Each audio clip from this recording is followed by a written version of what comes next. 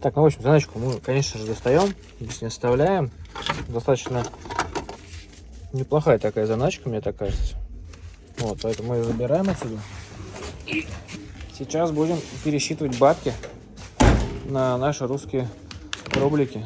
Поэтому девятка себя полностью окупила. Поэтому